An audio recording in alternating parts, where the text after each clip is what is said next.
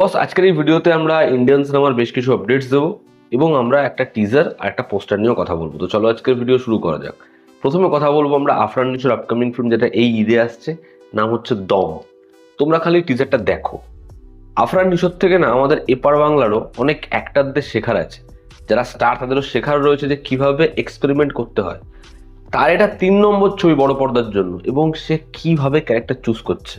আমাদের এখানে স্টার হোক অ্যাক্টার হোক, ম্যাক্সিমাম লোক যেরকম সেফ খেলে, আফরান নিশোকে দেখো, তার কিন্তু একটা হিউজ অডিয়েন্স রয়েছে। প্রিভিয়াস দুটো ছবি ব্লকবাস্টার হয়েছে, তা সত্ত্বেও তার মাথায় কোনো বার্ডেন নেই।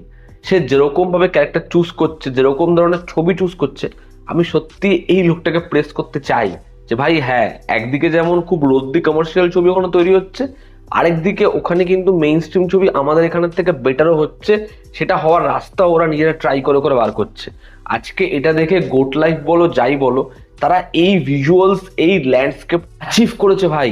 এবং আমি যতক্ষণ না এই ছবিটা দেখছি এটার সাথে গোট লাইফের কম্প্যারিজন করছি না, তার কারণ এই ছবির ডিরেক্টর ভালো, রেদওয়ান রনি। এবং শুরু থেকে শেষ অবধি প্রত্যেকটা ফ্রেম যে ল্যান্ডস্কেপ ধরেছে, যে গ্র্যান্ডিয়র ধরেছে, সেটা সত্যি প্রথমবার দেখে খুব অবাক লাগে যে বাংলাদেশে এরকম একটা ছবি হচ্ছে। ভীষণ ভীষণ অ্যাপ্রিসিয়েট করার মতো। আর আফরান নিশো, সে স্টার নয়, সে একজন ট্রু পারফর্মার। প্রত্যেকটা সিকোয়েন্সে যেরকম তার এক্সপ্রেশন, যেরকম তার বডি ল্যাঙ্গুয়েজ, নিজেকে যেরকম ভাবে ক্যারি করছে, দুর্দান্ত। প্রত্যেকটা লোকেশন যেরকম যেরকম এখানে ব্যাকগ্রাউন্ড স্কোর, যেরকম ভাবে 50 সেকেন্ডের টিজারটাকে চপ করা হয়েছে, ওই জলের মধ্যে যে সিকোয়েন্সটা, সেটা তুমি পাঠানের ওই ড্রপ সিকোয়েন্স বলো, মঞ্জুমাল বয়েস বলো, যা সিনেমা বলো, আমরা এরকম ধরনের সিকোয়েন্স হাজারবার দেখেছি। কিন্তু সেটা এই বাজেটে অ্যাচিভ করা কিন্তু সত্যি মানে খুব সহজ নয় আর কি, যেরকম ভাবে তারা এটা অ্যাচিভ করেছে।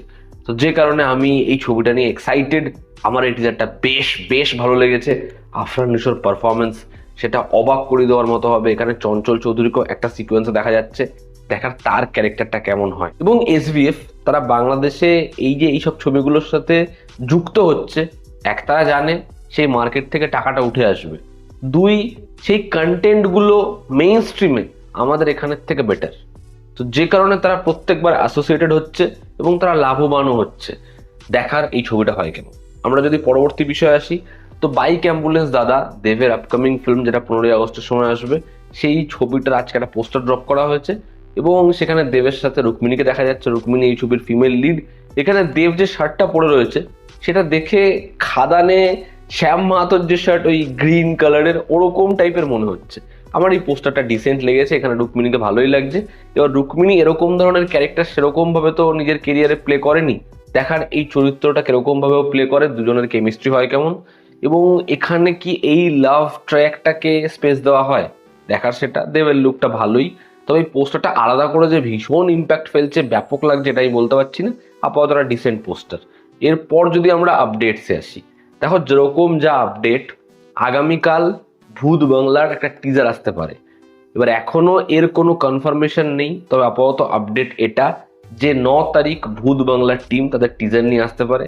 দেখার অক্ষয় কুমার এবং প্রদর্শনের এই ম্যাসিভ কোলাবোরেশনের টিজার হিনটা হয় কেমন।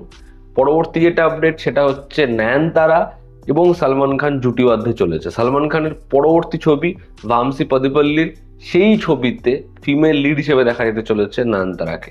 শাহরুখ খানের সাথে সে কোল্যাব করেছে এবং সেটা বক্স অফিসে ব্যাপক সাড়া ফেলেছে। দেখার সালমান খানের সাথে তার এই কোল্যাব, এই যুগলবন্দি হয় কেমন। আমরা যদি পরবর্তী আপডেটে আসি, ভেলপারি এই ছবিটা নিয়ে লাইকা প্রোডাকশন হাউসকে শঙ্কর জানিয়েছে যে সে ইন্ডিয়ানের পরবর্তী অধ্যায় ইন্ডিয়ান 3 বানানোর জন্য রেডি। এবার যদি 1 মাসের মধ্যে লাইকা প্রোডাকশন কোনো স্টেপ না নেয়, তাহলে সে যেহেতু এই ছবির জন্য বারংবার রেডি হয়ে প্রস্তুত হয়ে জানিয়েছে, কিন্তু প্রোডাকশনের থেকে বারবার ডিলে হয়েছে, ফার্দার যদি ডিলে হয় বা তারা যদি কোনো কিছু না জানায়, সে তার ড্রিম প্রজেক্ট ভেলপারি নিয়ে মুভ করে যাবে। ফার্দার সে কোনোভাবে দায়ী থাকবে না ইন্ডিয়ান 3 না হওয়ার জন্য। এবার দেখার ইন্ডিয়ান 3 ফাইনালি কমপ্লিট হয়, সেই ছবিটা কি আসে, না শঙ্কর তার পরবর্তী ছবি বানাতে ব্যস্ত হয়ে যায়। পরবর্তী যেটা আপডেট, সেটা হচ্ছে Sanjay Leela ভনসালীর production house SLB, তারা আবার যেই কাজটা তাদের বন্ধ হয়ে গেছিল মধুবালার বায়োপিক, সেটার কাজ শুরু করছে। এবং বহু আগে শোনা গেছিল এই ছবিতে কিয়ারা আডবাণীর নাম, সেই এই ছবিতে রয়েছে। খুব শীঘ্রই একটা অ্যানাউন্সমেন্ট পেতে পারি আমরা। দেখার যখন এই ছবিটা আসে, ছবিটা অডিয়েন্সের তরফ থেকে রিসেপশন পায় কেমন। মীনাক্ষী চৌধুরী যে সাউথে একচেটিয়া কাজ করছে, সে কনফার্ম করছে তার হিন্দি ডেবিউ ছবি অক্ষয় কুমারের সাথে, সেটা হচ্ছে ভাগম ভাগের সিকুয়াল।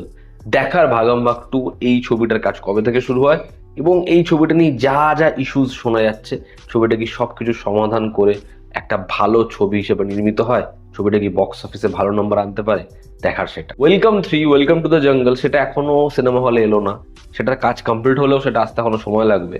আর মেকার্সরা ওয়েলকাম 4 এর প্ল্যানিং করে ফেলেছে, যেখানে ঘুঙরু সেট, যেখানে উদয় শেট্টি, মজনু ভাই, এদেরকে ফিরিয়ে আনা হবে আবার। তাহলে এই পার্টে যখন এত একটা বড় কাস্ট নিলি, ওদেরকে বাদ দিলি কেন? যাই হোক, ওয়েলকাম 3 সেটা সবকিছুর থেকে আলাদা। এরপর ওয়েলকাম 4 সেটা আবার হয়তো আগের পার্টের সাথে একটা কানেকশন রাখবে। মানে কি করে কেন করে বোঝা যায় না। যাই হোক, এই ছিল আজকের লেটেস্ট আপডেটস এবং টিজার নিয়ে আমার ওপিনিয়ন। তোমরা যারা দেখেছো তোমাদের কিরকম কি লেগেছে জানিও, জানো তো আমাদের পাশে আছে। আবার দেখা হচ্ছে, ঠিক।